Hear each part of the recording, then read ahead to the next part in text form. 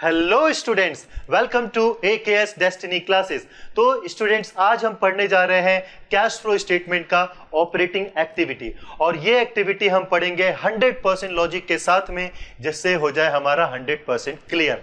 But उससे पहले मैं उन बच्चों से रिक्वेस्ट करना चाहूंगा कि इससे पहले वाला अगर इंट्रोडक्शन वीडियो नहीं देखा है तो प्लीज बच्चों वो भी देख लो, जिससे कि आपको ये और भी अच्छे से समझ में आए।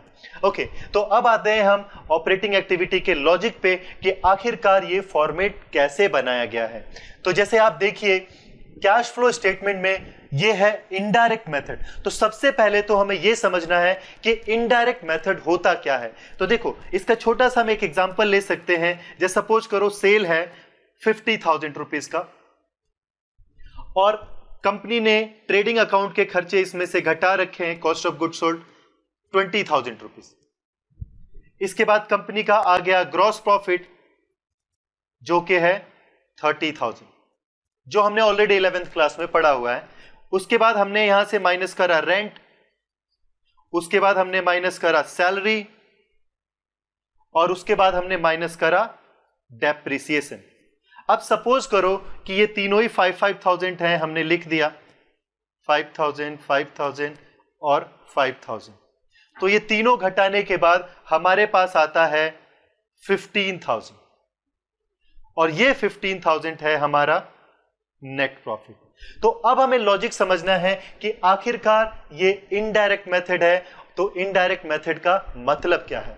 तो जैसे देखो, इस 30,000 ग्रॉस प्रॉफिट में से हमने जो खर्चा किया है, रेंट हमने कैश में पे करा है, सैलरी ये भी हमने कैश में पे करा है, डेप्रिसिएशन हमने कैश में पे करा है बच्चों? नहीं, डेप्रिसिएशन कैश में पे नहीं होता। वो कंपनी अपनी एसेट्स पे चार्ज करती है, अपनी फिक्स एसेट्स पे चार्ज करती है। जैसे कि कंपनी में फिक्स एसेट्स यूज हो रही हैं तो उनकी वैल्यू जो रिड्यूस होती है उसके लिए चार्ज किया जाता है।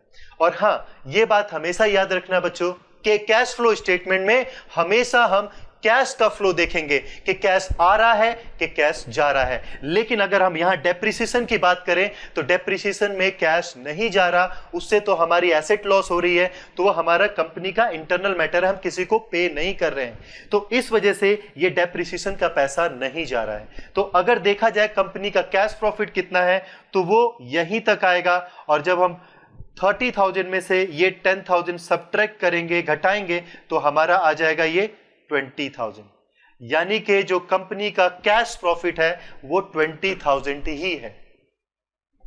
ओके, उसके बाद आते हैं हम लोग इनडायरेक्ट मेथड से सॉल्व करने में। तो इनडायरेक्ट मेथड में देखो, यहां पे नेट प्रॉफिट तो था ही 15,000। अब हम इस नेट प्रॉफिट में नॉन कैश चार्जेस जोड़ देंगे, जो कि हमने पे नहीं करा है लेकिन प्रॉफिट एंड लॉस से घटा रखा है। तो देखो, नेट प्रॉफिट 15,000 है और ये डेप्रिसिएशन हमने पे नहीं करा है, तो इन दोनों को हम प्लस कर देंगे, तो हमारे पास जो आएगा फिगर 20,000 आ जाएगा।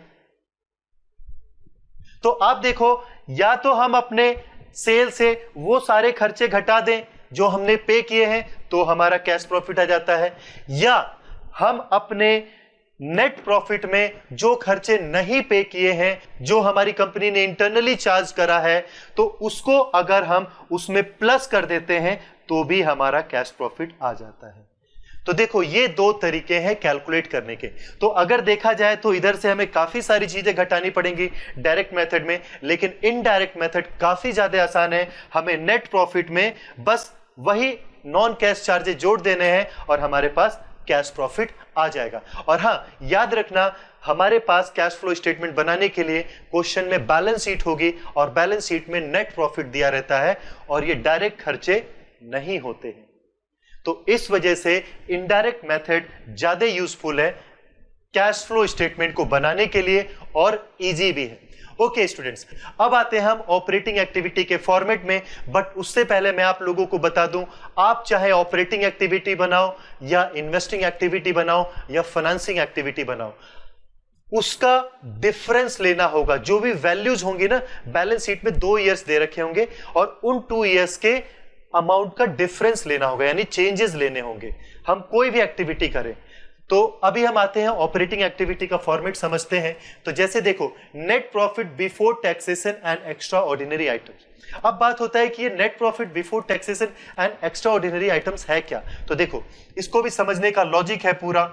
जैसे हमारे कंपनी का प्रॉफिट है, कंपनी अपने प्रॉफिट को बैलेंस शीट में फुल्ली शो नहीं करती, उसका डिवीजन कर देती है। यानी कि इस प्रॉफिट का उन्होंने कुछ डिवीजन कर रखा है, टोटल प्रॉफिट को as a profit balance sheet में नहीं दिखाया है। तो जैसे देखो प्रॉफिट का कुछ पार्ट उन्होंने जनरल रिजर्व में ट्रांसफर कर दिया है, यानी कि जनरल पर्पज के लिए एक फंड क्रिएट कर रखा है। कुछ पार्ट प्रपोज्ड डिविडेंड में ट्रांसफर कर रखा है, जो कि कंपनी अपने शेयर होल्डर्स को डिविडेंड पे करने के लिए बनाती है। कुछ पार्ट उन्होंने प्रोविजन फॉर टैक्स में ट्रांसफर कर रखा है, यानी कंपनी ने क्या किया है, अपने प्रॉफिट का कुछ पार्ट एडवांस में ही प्रोविजन फॉर टैक्स में ट्रांसफर कर दिया है, जिससे कि आने वाले टाइम में ज्यादा कंपनी के लिए इजी रहे पे करना। ओके, उसके बाद कुछ पार्ट इंटरिम डिविडेंड क्रिएट कर रखा है। यानी इंटरिम डिविडेंड का मतलब यह होता है कि जब कंपनी अपने शेयर होल्डर्स को मिड ऑफ द ईयर में डिविडेंड देती है तो उसको हम इंटरिम डिविडेंड कहते हैं।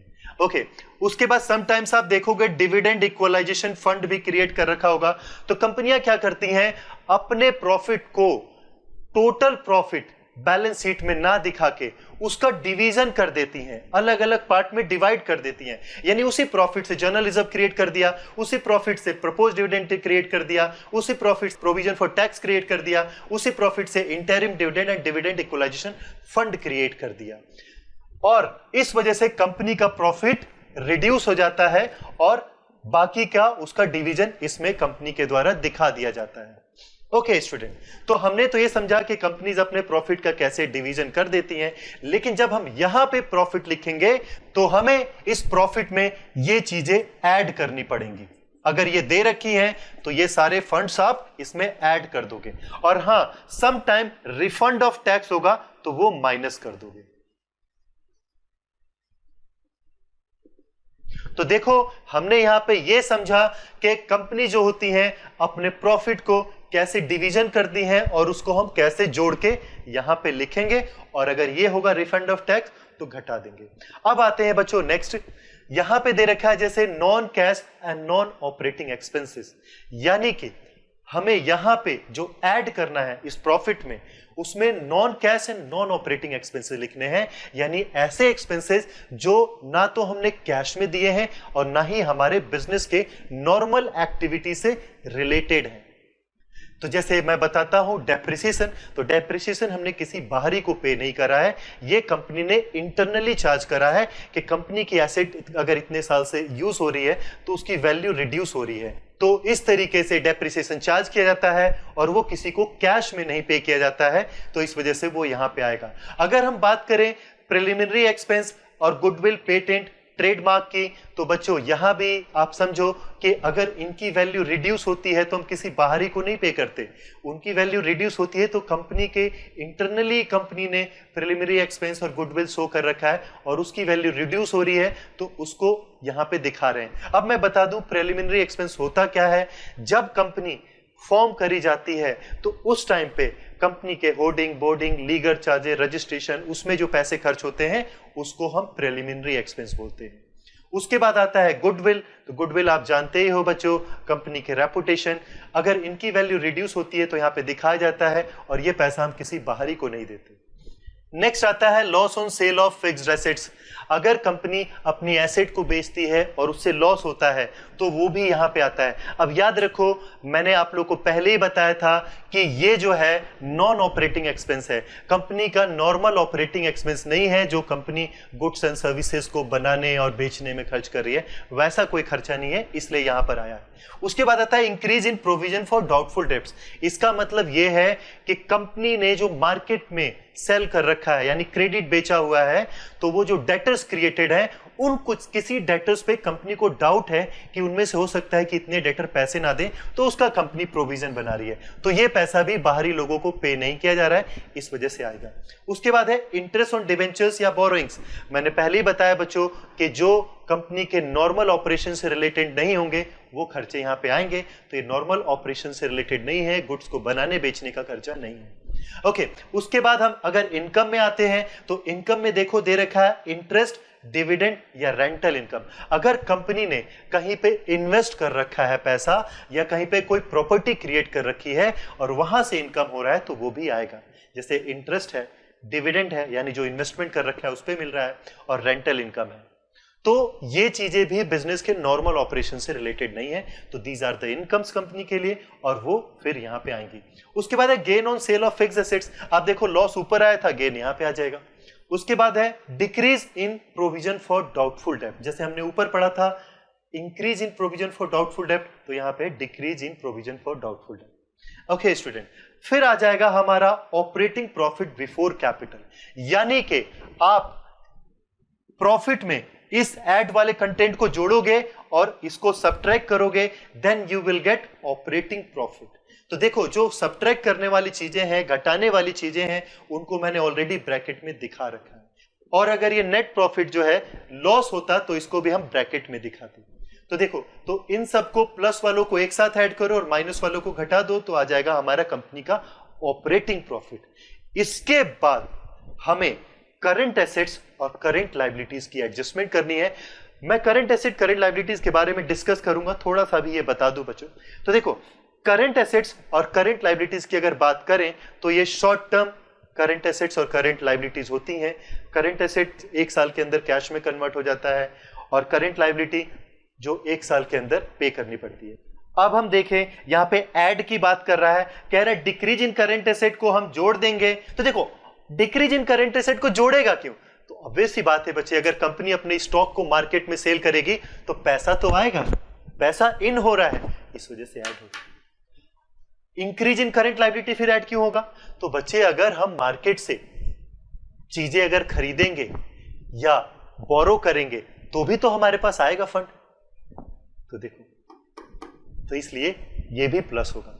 उसके बाद इसके अपोजिट साइड में आते हैं लेस में इंक्रीज इन करंट एसेट। तो इंक्रीज इन करंट एसेट का मतलब यहां पे ये है कि अगर मार्केट से हम कुछ रॉ मटेरियल खरीद रहे हैं तो स्टॉक तो इंक्रीज हो रहा है हमारा, लेकिन पैसा जा रहा है, तो इस वजह से माइनस हो रहा है। इसके बाद है डिक्रीज इन करंट लायबिलिटी। हम अपने करंट लायबिलिटीज को पैसे दे रहे हैं, जो हमारे शॉर्ट टर्म क्रेडिटर्स हैं उन्हें पैसे दे रहे हैं, तो पैसा जा रहा है, इस वजह से ये माइनस हो रहा है। तो समझे बच्चों, तो ये लॉजिक है इसके पीछे। उसके बाद आता है हमारा कैश जनरेटेड फ्रॉम ऑपरेशंस, और उसमें से हम टैक्स पेड माइनस कर देंगे, जो कंपनी का फाइनली जो टैक्स होगा। अगर कोई कंपनी प्रॉफिट अर्न करती है तो टैक्स तो देना ही पड़ता है बच्चों, तो उसमें से टैक्स माइनस कर देंगे, तो हमारा आ जाएगा कैश फ्रॉम या यूज्ड इन। अगर फ्रॉम हो तो प्लस में आ जाएगा और यूज्ड इन हो तो माइनस में आ जाएगा। ओके, उससे पहले मैं ब्रीफ में आप लोग को बताना चाहूंगा कि जैसे देखो ऑपरेटिंग प्रॉफिट को कैलकुलेट करने के लिए हमें क्या करना होगा, ए बी को जोड़ना होगा और सी को घटाना होगा। यानी प्रॉफिट को जोड़ना होगा और नॉन कैश चार्जेस को जोड़ना होगा, और नॉन ऑपरेटिंग इनकम को सब्ट्रैक्ट करना पड़ेगा सी को, तो हमारा ऑपरेटिंग इनकम आ जाएगा। अब ऑपरेटिंग इनकम के बाद हम आते हैं यहां पर कैश जनरेटेड फ्रॉम ऑपरेशंस पर। तो कैश जनरेटेड फ्रॉम ऑपरेशंस में हमें क्या करना होगा, डीई को जोड़ना होगा। देखो इस टोटलिंग के बाद के कंटेंट आएंगे, डीई को जोड़ना होगा, यानी कि ये टोटल वाला तो कंटेंट आएगा ही, और उसके बाद ये वाला ऐड वाला कॉलम जुड़ जाएगा और ये लेस वाला माइनस हो जाएगा। तो हमारा आ जाएगा कैश जनरेटेड फ्रॉम ऑपरेशंस, और उसमें से फिर कंपनी के जो भी टैक्स लग रहा है वो सब्ट्रैक्ट कर दो, देन आपका आ जाएगा नेट कैश फ्रॉम या used in operating activity. So students, ये है करंट एसेट और करंट लायबिलिटीज।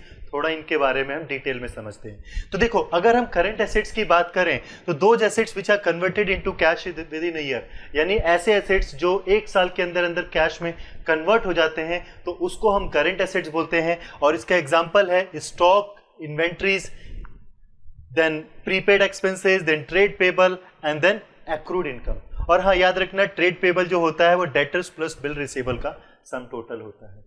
ओके, तो these are the examples of current assets जो आप लोगों को याद करके रखना है कि ये चीजें यहां पे यूज होंगी। यहां पे देखो काफी जगह यूज हुआ है करंट एसेट, करंट लायबिलिटी, तो जिस वजह से आपको पता होना चाहिए। तो ये आपको एक बार समझना पड़ेगा बच्चों कि ये करंट एसेट्स हैं। अगर हम करंट लायबिलिटीज की बात करें तो करंट लायबिलिटी वो लायबिलिटीज होती हैं जो पे करनी पड़ती हैं हमें एक साल के अंदर, जैसे outstanding expenses, expenses payable, trade payable, advance income. तो ये कुछ ऐसी लायबिलिटीज हैं जो एक साल के अंदर अंदर हमें पे करनी पड़ती हैं। तो ये बातें आप लोग समझना। और इसमें आएगा एक क्रेडिटर भी आएगा, क्रेडिटर प्लस बिल पेबल। तो याद रखो इन दोनों का सम टोटल ही होता है trade payable. So these are the examples of current liabilities and current assets जो आपको याद रखना है, जो कि इसमें काफी ज्यादा यूज होंगे। तो अब हम इस प्रैक्टिकल प्रॉब्लम की हेल्प से इस ऑपरेटिंग एक्टिविटी को और अच्छे से समझते हैं। तो जैसे देखो यहां पे लिखा हुआ calculate cash flow from operating activity from the following information. Okay, इस क्वेश्चन को पढ़ने से पहले आप लोगों को ईयर्स पर ध्यान देना है। 2019 जो है वो बाद में है और 20 पहले है, तो यानी कि चेंजेस आप इधर से उधर का टेक करोगे।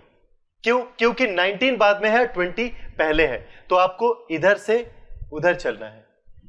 लेकिन अगर 19 उधर होता और 20 इधर होता तो फिर हम इधर से इधर डिफरेंस लेते।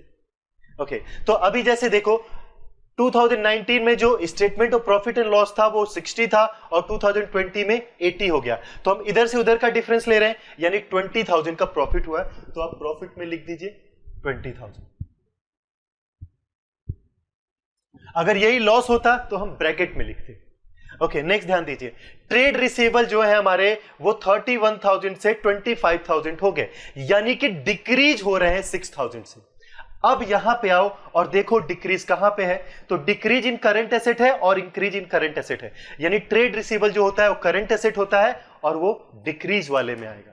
तो यहां लिखेंगे डिक्रीज इन ट्रेड रिसीवेबल जो कि है 6,000।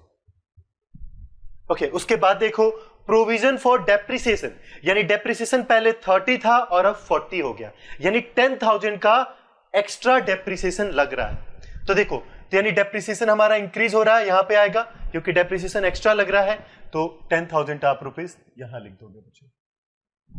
उसके बाद है इन्वेंट्रीज। इन्वेंट्री भी करंट एसेट होता है हमारा। तो इन्वेंट्रीज है पहले 60 था और फिर 80 हुआ, यानी 20,000 से यहां पे करंट एसेट इंक्रीज हो रहा है। तो यहां देखो इंक्रीज इन करंट एसेट ये रहा, तो यहां लिखेंगे इंक्रीज इन इन्वेंट्री जो कि है हमारा 20,000। ओके स्टूडेंट्स, इसके बाद आते हैं हम गुडविल पर। तो गुडविल पहले हमारा 38,000 था और फिर 30,000 हुआ, यानी कि 8,000 से ये डिक्रीज हो रहा है। तो आप लिखिए यहां पे, देखिए गुडविल है कहां, ये रहा गुडविल। तो देखो मैंने आप लोग को पहले भी बताया था कि प्रिलिमिनरी एक्सपेंस हो या गुडविल हो, ये जब डिक्रीज होते हैं, राइट ऑफ होते हैं, तो नॉन कैश चार्जेस में ऐड होते हैं। तो गुडविल डिक्रीज ही हो रहा है, और कितने से हो रहा है डिक्रीज? 8,000 से। तो आप यहां पे लिख दो गुडविल के सामने 8,000 आया। ओके, उसके बाद आते हैं हम प्रीपेड इंश्योरेंस पर। तो प्रीपेड इंश्योरेंस करंट एसेट होता है, मैंने पहले एग्जांपल में बताया था। तो आप देखो 2,000 से 1,000 हो रहा है, यानी डिक्रीज हो रहा है।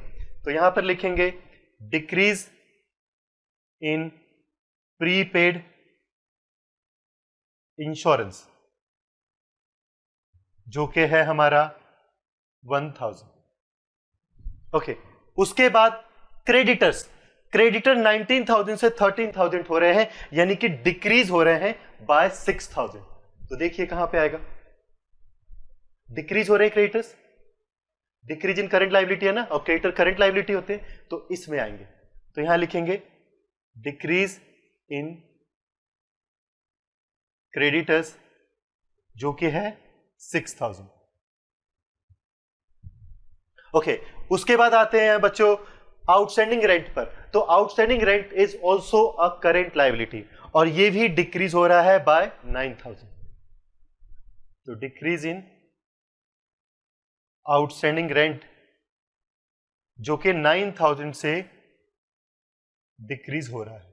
और हाँ बच्चों, मैंने तो उसी फॉर्मेट में इसके आंसर को एडजस्ट करने की कोशिश करी है, लेकिन आप लोग प्रॉपर इसका फॉर्मेट बनाओगे और क्वेश्चन सॉल्व करोगे, और जिन कंटेंट्स की यहां पे नीड है बस उन्हीं को लिखोगे। यहां पे एक्स्ट्रा कंटेंट भी लिखे हुए हैं, क्यों? क्योंकि मैंने उसी फॉर्मेट में सॉल्व कर दी। ओके, अब इस क्वेश्चन को हम सॉल्व करते हैं। तो देखो बच्चों, नेट प्रॉफिट 20 था और ये कुछ नॉन कैश चार्जेस थे और नॉन ऑपरेटिंग इनकम तो थे नहीं, तो आप इन्हें प्लस करो और देन आएगा हमारा 38,000। तो ये जो 38,000 आया, ये है हमारा ऑपरेटिंग प्रॉफिट। तो जैसे यहां लिखा भी है operating profit before working capital, तो 38,000 हमारा ऑपरेटिंग प्रॉफिट आ गया। और हां, याद रखना, जैसे यहां पे सब प्लस वाले हेडिंग वाले थे ये, तो इसलिए प्लस हो गए। अगर माइनस वाले में कोई चीजें होती तो हम यहां पे ब्रैकेट में लिखते हैं। तो यहां देखो, ये 38,000 ऑपरेटिंग प्रॉफिट आ चुका है हमारा। अब आते हैं हम करंट एसेट और करंट लायबिलिटीज का एडजस्टमेंट कर रहे हैं। क्यों? क्योंकि यहां पे अब वर्किंग कैपिटल से रिलेटेड कंटेंट दे रखे हैं। ओके, तो जैसे देखो, अगर मैं कहता हूं कि जैसे यहां पे प्लस है, तो decrease in current asset plus क्यों है? अगर देखो स्टॉक डिक्रीज हो रहा है, यानी मार्केट में सेल हो रहा है, तो पैसे तो आ रहे हैं ना, तो इस वजह से करंट एसेट ऐड हो रहा है। क्यों? क्योंकि इनफ्लो हो रहा है मनी, यानी हमारे स्टॉक घट रहे हैं तो पैसा आ रहा है, हम अपने गुड्स को सेल कर रहे हैं, पैसा आ रहा है। ओके, फिर कह रहा है इंक्रीज इन करंट लायबिलिटी, हमारी लायबिलिटी बढ़ रही है। अगर हमारे कोई लायबिलिटी बढ़ते हैं तब भी हमारे पास पैसा आता है। हो सकता है हमने किसी से शॉर्ट टर्म लोन लिया हो, तो हमारे पास तो पैसा आया ना, तो इस वजह से ये दोनों कंटेंट ऐड हो रहे हैं। डिक्रीज में आइए बच्चों, इंक्रीज इन करंट एसेट्स, अगर हम रॉ मटेरियल खरीदेंगे, स्टॉक खरीदेंगे, तो हमारे पास से तो पैसा जाएगा, तो इस वजह से वो माइनस हो रहा है। और डिक्रीज इन करंट लायबिलिटी, हम अपने क्रेडिटर्स को पेमेंट करेंगे तब भी पैसा जाएगा, इस वजह से वो माइनस हो रहे हैं। तो इस लॉजिक को आप समझना। और हां, याद रखना, जब ऑपरेटिंग प्रॉफिट आ जाए, यानी कि operating profit before working capital, उसके बाद करंट एसेट और करंट लायबिलिटीज की एडजस्टमेंट्स आती है। ओके, तो हमने ये सॉल्व करा। अब इसमें भी आप देखो, ये ऐड वाले कॉलम में है और ये लेस वाले कॉलम में। तो ऐड वाले तो नॉर्मल ऐसे ही रहेंगे, लेकिन जो लेस वाले हैं उनका क्या होगा, वो ब्रैकेट में आ जाएंगे।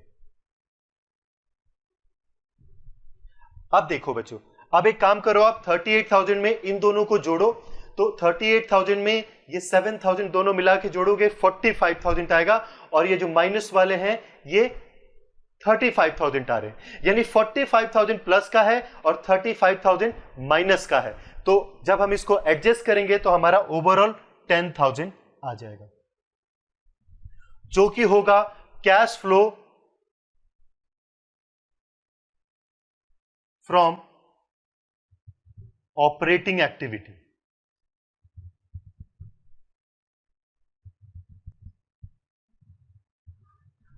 सो स्टूडेंट, आप लोगों को यहां पे ये बात समझना है कि अगर यहां पे टैक्स होता तो हम टैक्स को भी लास्ट में माइनस करते हैं, लेकिन इस क्वेश्चन में है नहीं। तो देखो, हमने इस छोटे से एग्जांपल के जरिए इसको समझने की कोशिश करी है। आई होप आप लोगों को समझ में आया होगा बच्चों। और नेक्स्ट क्लास में हम पढ़ते हैं इसके आगे की एक्टिविटीज, जो इन्वेस्टिंग और फाइनेंसिंग एक्टिविटीज हैं। ओके स्टूडेंट, तो अगर आप लोगों को ये वीडियो अच्छा लगा हो तो लाइक करें, शेयर करें एंड सब्सक्राइब करें हमारे चैनल को। Thank you.